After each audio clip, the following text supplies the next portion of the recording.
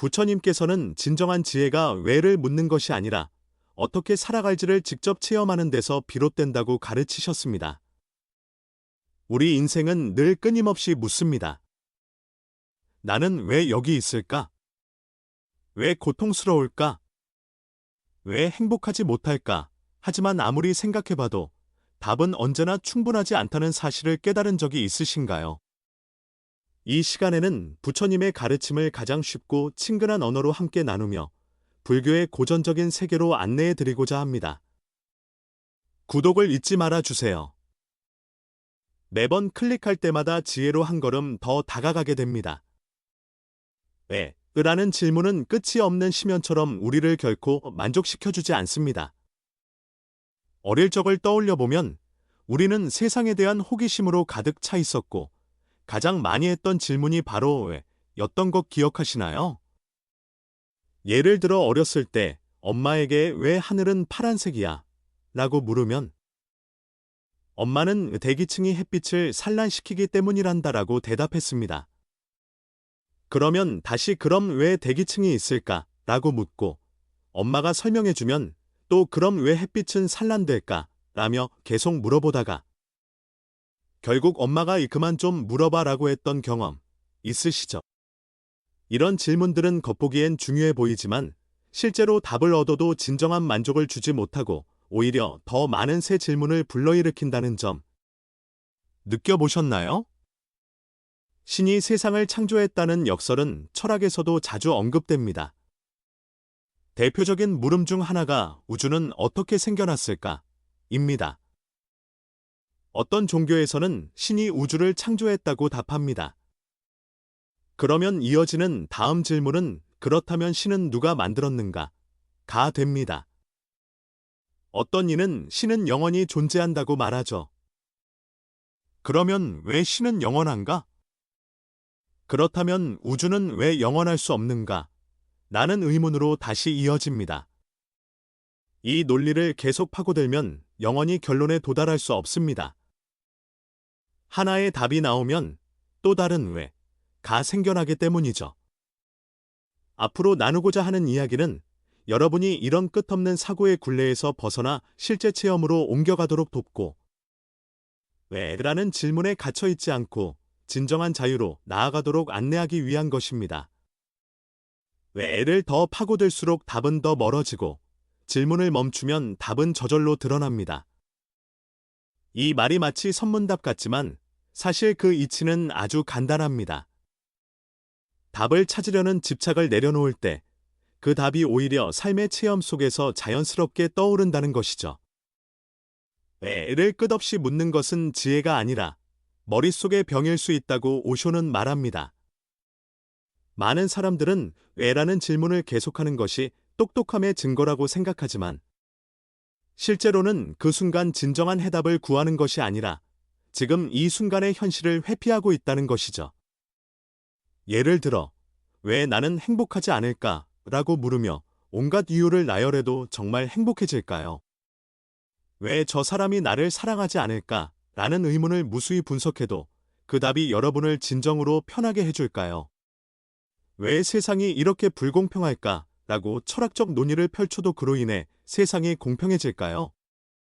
이런 질문들이 잘못된 것은 아니지만 계속해서 왜에 머무르면 우리의 삶은 끝없는 사고에만 빠지게 되고 행동으로 옮겨지지 않습니다.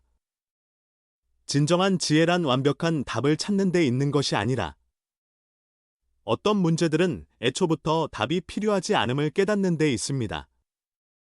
철학은 우리는 누구인가? 세계는 어떻게 시작되었는가? 존재의 의미는 무엇인가? 같은 질문을 즐겨하지만 철학이 내놓는 대답은 언제나 또 다른 질문으로 이어질 뿐 궁극적인 해답은 영원히 얻을 수 없습니다. 마치 강가에 서서 어떻게 건너갈지 열심히 계산만 하고 정작 강물에 발을 담그지 않는 것과 같습니다. 실제로 실행한다는 것은 곧바로 물속에 뛰어들어 물의 흐름을 느끼며 자연스럽게 헤엄치는 방법을 터득하는 것과 같죠. 나는 누구인가? 라는 질문을 계속하지 않아도 잠시 조용히 앉아 눈을 감고 자신의 호흡을 느끼다 보면 자연스럽게 나의 존재를 체감하게 됩니다. 인생의 의미는 무엇인가? 라고 묻지 않아도 온몸과 마음을 다해 살아가고 사랑하고 희로애락을 경험하다 보면 자연스럽게 자신이 존재한다는 사실과 인생의 의미를 느끼게 됩니다. 인생은 머리로만 이해할 수 있는 문제가 아니라 온전히 살아내야 할 체험입니다. 정답을 찾으려는 집착을 내려놓고 삶에 완전히 몰입하면 그 해답이 오히려 스스로 여러분을 찾아옵니다. 그러니 사고를 멈추고 직접 체험해 보세요. 생각해보면 왜? 라는 질문은 대부분 외부 세계를 향해 있습니다. 왜 다른 사람은 나에게 성공을 강요할까? 왜 사회는 이렇게 불공평할까? 왜 일은 늘 내 뜻대로 되지 않을까? 같은 질문들은 온통 바깥에 초점을 맞추죠. 타인, 사회, 규칙, 운에만 주의를 두게 만듭니다. 하지만 진정으로 중요한 것은 세상이 여러분을 어떻게 대하느냐가 아니라 여러분이 스스로를 어떻게 인식하느냐입니다. 왜라는 질문은 끝이 없는 심연처럼 외부 원인을 찾게 만들 뿐 결국 나 자신을 제대로 알지 못하게 합니다. 반면에 나는 누구인가? 라는 물음은 외부 세계가 아니라 내면을 향합니다. 나는 누구인가? 라는 질문이야말로 진정으로 탐구할 가치가 있는 유일한 물음이죠. 혹시 이 질문에 대해 진지하게 생각해 본 적이 있나요? 많은 사람들은 나는 어느 회사의 직원이야. 나는 누군가의 아내나 남편이야. 나는 어머니나 아버지야 라고 답합니다.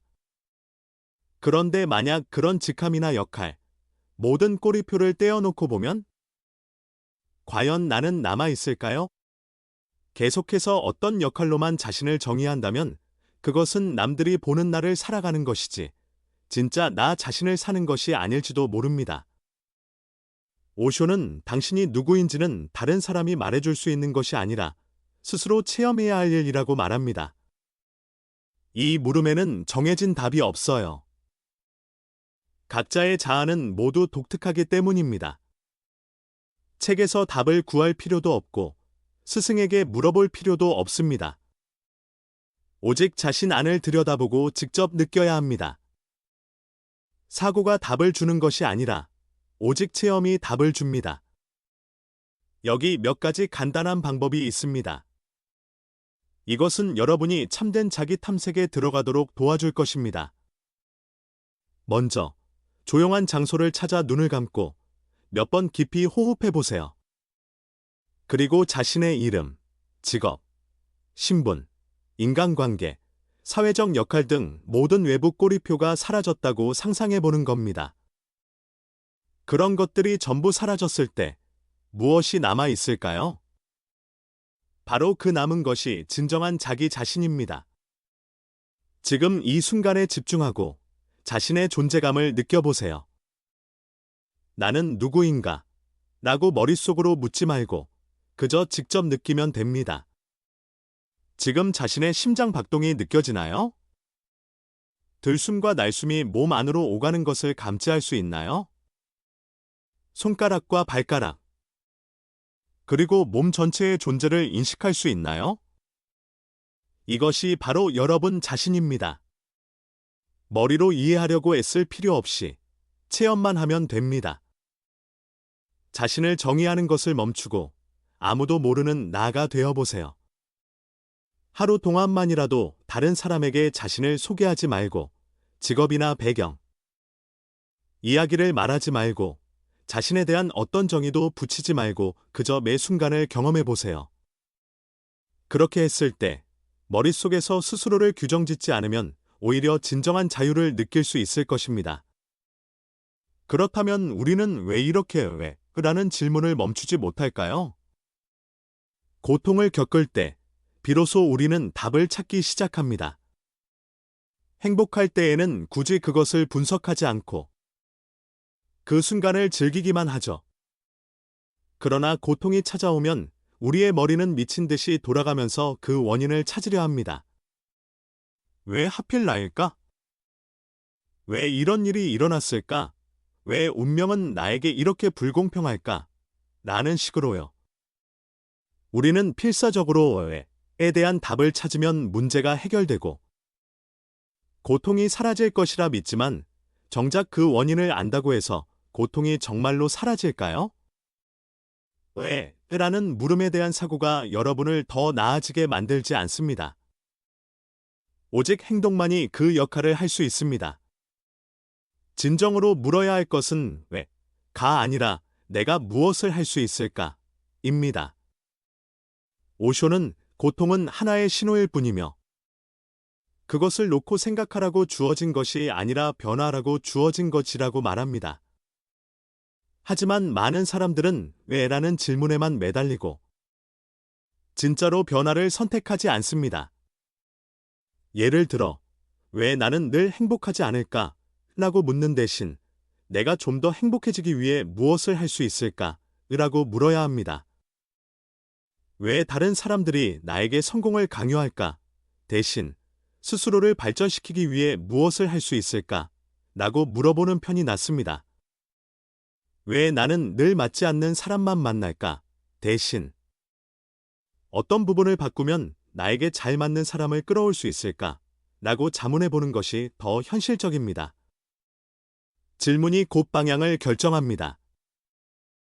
왜라고 물으면 사고의 함정에 빠지기 쉽고 내가 무엇을 할 수 있을까? 라고 물으면 비로소 진정한 변화를 향해 나아갈 수 있습니다.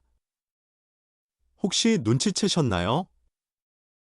인간은 겉보기에 심오해 보이지만 실제 생활에는 별다른 도움이 되지 않는 질문들을 좋아합니다. 세상을 누가 만들었을까? 세계의 궁극적인 의미는 무엇인가? 사람이 죽으면 어디로 갈까? 와 같은 것들이죠.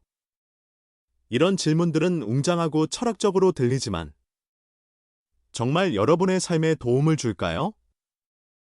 어떤 사람은 이런 문제들은 정말 중요하다. 답을 알면 더 잘 살 수 있지 않을까? 라고 말할 수도 있습니다. 하지만 그 답을 정말 알 수 있을까요? 수천 년 동안 철학자들은 끝없이 논쟁했고, 종교인들은 각기 다른 해석을 제시했으며, 과학자들은 여러 가설을 내놓았습니다. 그러나 오늘날까지도 이 질문들에는 확실한 답이 없습니다. 평생을 바쳐 이런 문제들을 생각해도 진짜 정답을 얻지 못할 가능성이 큽니다. 하지만 우리가 실제로 해결할 수 있는 질문이 하나 있습니다. 바로 왜 나는 고통받는가? 라는 문제입니다.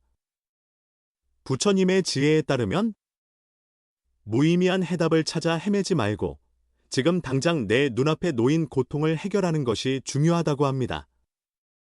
어느 날, 한 사람이 부처님을 찾아가 우주에 관한 질문들을 했습니다. 세상은 어떻게 생겨났습니까? 사람이 죽으면 어디로 갑니까? 신은 존재합니까? 부처님은 미소를 지으며 물었습니다. 그대가 만약 독화살을 맞았다고 합시다. 그 순간 먼저 화살을 만든 사람이 누구인지, 재질은 무엇인지, 왜 나에게 쏘았는지를 조사하겠습니까? 아니면 일단 화살부터 뽑아내려고 하겠습니까? 그 말을 듣고 그 사람은 멍해졌습니다. 부처님은 말했습니다. 당신은 지금 고통받고 있습니다. 그것은 독화살을 맞은 것과 같지요. 지금 필요한 것은 우주에 대한 해답을 찾는 것이 아니라 고통을 치유하는 일입니다. 세상의 의미는 무엇인가? 라고 묻지 말고 어떻게 하면 내가 고통에서 벗어날 수 있을까? 를 물어보세요. 우리 모두의 삶에는 여러 가지 고통이 존재합니다. 사랑하는 사람에게 상처받아 과거를 놓지 못하는 고통, 늘 돈이 부족해 미래를 불안해하는 고통, 내가 누구인지 몰라 혼란스러워하는 정체성의 고통 등 하루 종일 인생의 의미가 무엇일까를 고민해도 그 고통은 줄어들지 않을 수 있습니다. 하지만 어떻게 하면 이 고통에서 벗어날 수 있을까? 라고 물으면 실제로 쓸 수 있는 방법들을 찾게 됩니다. 예를 들어, 사랑의 상처는 내려놓고 스스로를 치유하는 길을 선택할 수 있고, 금전적인 불안은 새로운 기술을 배우거나 경제 상황을 개선하려고 노력해 볼 수 있으며, 인생의 혼란은 다양한 경험을 통해 자신을 충족시켜줄 진짜 방향을 찾아 나갈 수 있습니다. 사고만으로는 답을 찾지 못하고 오히려 더 혼란스러워질 수 있습니다. 혹시 이런 경험을 해보셨나요? 밤에 잠이 오지 않아 머릿속에서 같은 문제를 계속 곱씹으며 도대체 어쩌지? 라고 생각하는 겁니다. 여러 가능성을 수없이 분석해봐도 생각이 깊어질수록 더 혼란스럽고 심지어 불안만 커지곤 하죠. 왜 그럴까요? 우리의 머릿속은 문제를 만들어내는 데는 능숙하지만 답을 주는 곳은 아니기 때문입니다. 기계가 계속 돌아가며 계산하고 분석하듯 머리도 끊임없이 움직일 뿐이죠. 그러나 진정한 해답은 머리에서 오는 것이 아니라 마음 깊은 곳에서 옵니다. 한번 상상해 보세요. 잔잔한 호숫가에 서 있을 때는 물이 맑아 자신의 모습이 그대로 비치지만 돌을 하나 던져 넣는 순간 물결이 일며 모습이 흐려집니다. 우리의 머리도 이 호수와 같고 왜? 라는 질문은 호수에 던져진 돌과 같습니다. 그것이 호수를 혼탁하게 만들어 진짜 답을 보지 못하게 만드는 것이죠. 더 많이 왜를 던질수록 물결은 거세지고 그만큼 답은 멀어집니다. 하지만 돌 던지기를 멈추고 가만히 있으면 호수는 서서히 고요함을 되찾고 그제야 비로소 자기 모습을 똑똑히 볼 수 있습니다.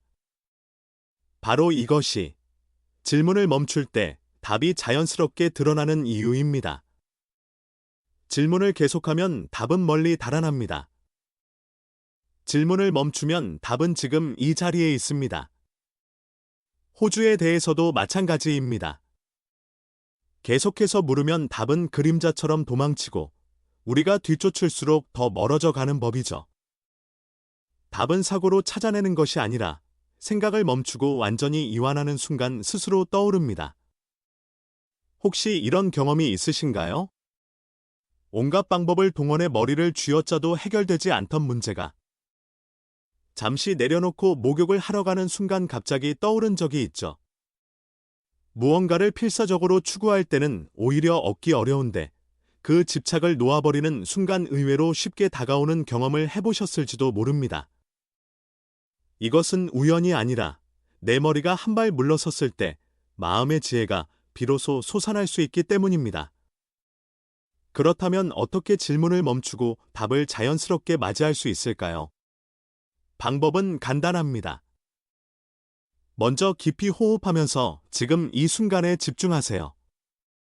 억지로 답을 찾으려 애쓸 필요 없이 잠시 멈춰서 깊은 숨을 들이마시고 내쉬면서 현재로 돌아옵니다. 문제는 어지러운 머리에서 나오지만 답은 고요한 내면에서 나오기 때문입니다. 사고를 잠시 중단하고 자기 자신에게 텅 빈 시간을 허락해 보세요.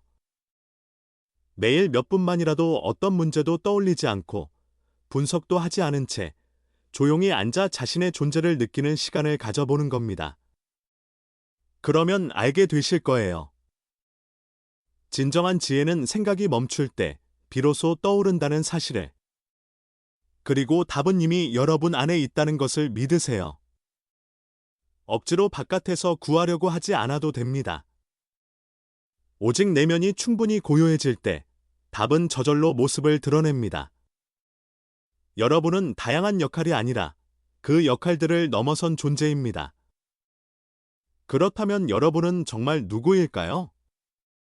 어릴 때부터 우리는 여러 가지 신분에 의해 정의되어 왔습니다. 자녀로서 부모의 가르침에 따르고 착한 아이나 반항아 역할을 맡기도 하고 학생으로서 성적을 올려 인정받으려 애쓰고 직장인이 되면 책임을 지고 업무를 처리하며 직장 문화를 맞추고 친구나 배우자, 부모로서 또 다른 기대와 의무, 관계 양식을 가지고 살죠. 마치 무대 위 배우가 여러 의상을 갈아입듯 우리는 계속해서 다양한 역할을 바꿔가며 살아갑니다. 그런데 그 모든 역할을 떼어놓았을 때 과연 우리는 누구일까요? 만약 누군가의 친구나 어떤 회사의 직원, 혹은 어떤 가정의 가족이라는 신분을 전부 내려놓는다면 나는 여전히 나일까요? 우리는 다양한 역할을 연기하는 데 익숙해져 있지만 정작 참된 나가 누구인지는 자주 잊어버리곤 합니다. 그런데 그 역할들 사이의 틈, 즉 아무 역할도 하지 않는 공백의 순간이야말로 가장 진짜 나에 가까워지는 때입니다. 하루 종일 바쁘게 지내다 겨우 몇 분 혼자만의 시간을 갖게 될 때, 말로 표현하기 힘든 편안함이 찾아오지 않나요?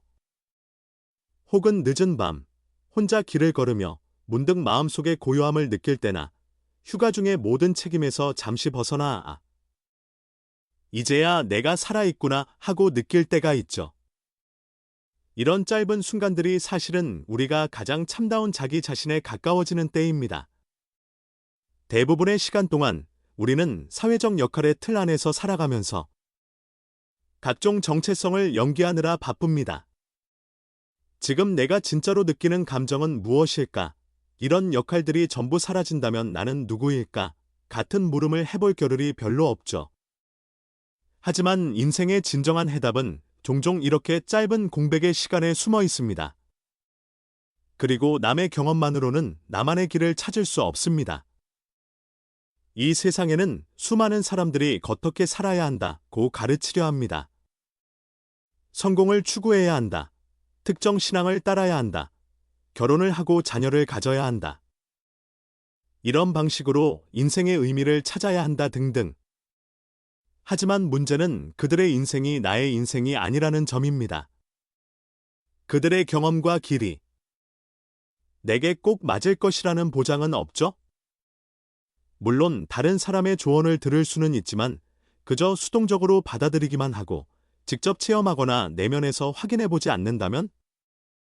그것은 타인의 답일 뿐 진정한 나의 답이 되지는 못합니다.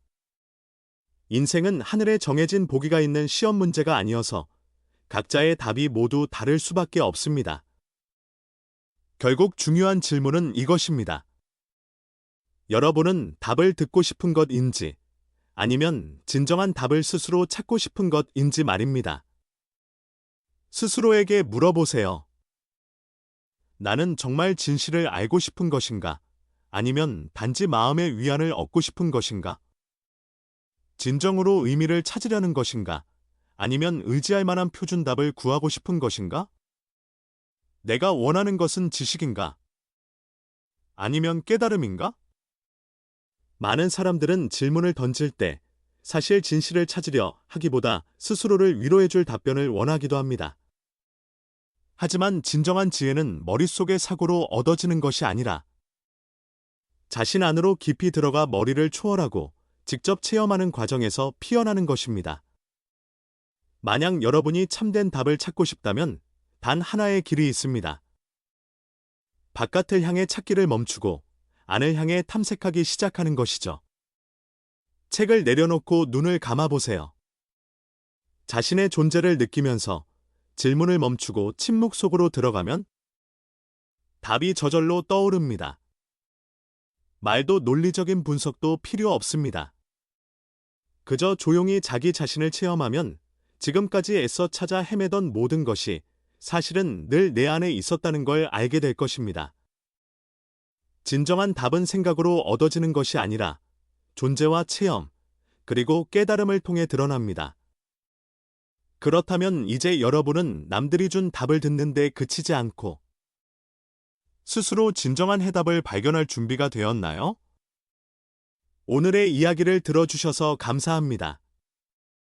부처님의 지혜가 여러분께 영감을 주고 삶에 더 큰 평화와 힘을 불어넣어 주길 바랍니다. 오늘 내용이 가치 있다고 느껴지셨다면 좋아요와 공유, 그리고 구독으로 함께해 주세요. 더 많은 분들이 불법의 빛을 함께 누릴 수 있도록 말이죠. 기억하세요. 불교의 핵심은 실천에 있습니다. 배운 지혜를 삶에서 실천해 보세요. 그러면 더 자유롭고 충만한 자신을 발견하게 될 것입니다. 다음 시간에 다시 뵙겠습니다.